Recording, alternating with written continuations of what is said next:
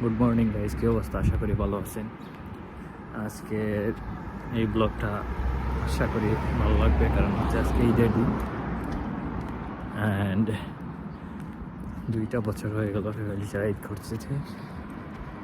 And এই ঈদে আসলে দিনটা বাংলাদেশে অনেক মজার ছিল। আর ইউকেতে আসার পর ঈদ করতে চলে যাই ইসলামী মসজিদে।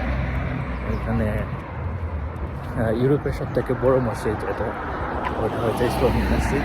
অ্যান্ড ওই মসজিদে নামাজ পড়তে অনেক ভালো লাগে, কারণ হচ্ছে অনেক মুসল্লি ওইখানে জমা হন।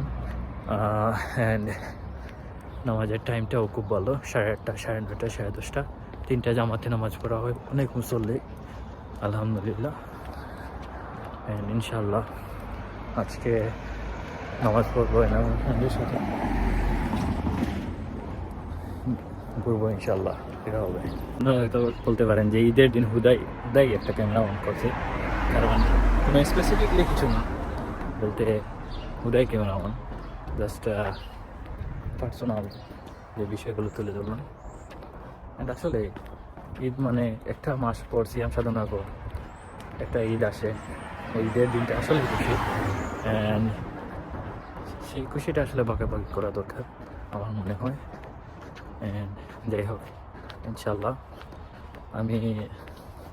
আমি যে ইস্ট লন্ডন থেকে অনেক দূরে থাকি, যাই হোক এটা বলতে পারেন downtown 40 minutes. So east London মসজিদে দেখা হচ্ছে ইনশাল্লাহ। আনফর্চুনেটলি আর ভিডিও করা হয়নি, তারপর নামাজে চলে আসলাম। নামাজের একবারে ঠিক আগ মুহূর্তে 9:30টার দিকে চলে আসছিলাম, অ্যান্ড খুব কষ্ট করে ঢুকছিলাম বিকজ লটস অফ মুসল্লি এখানে ছিল, আর জায়গাটা পাওয়া খুব টাফ ছিল। তারপর আলহামদুলিল্লাহ নামাজটা শেষ করে বাইরে চলে আসলাম অ্যান্ড ঈদ জামার। তারপর পারভেজ এবং মাদি ফ্রেন্ডের সাথে দেখা হলো, অ্যান্ড তাদের সাথে কয়েকটা ছবি তুললাম, অ্যান্ড এইখানেই শেষ ভিডিও।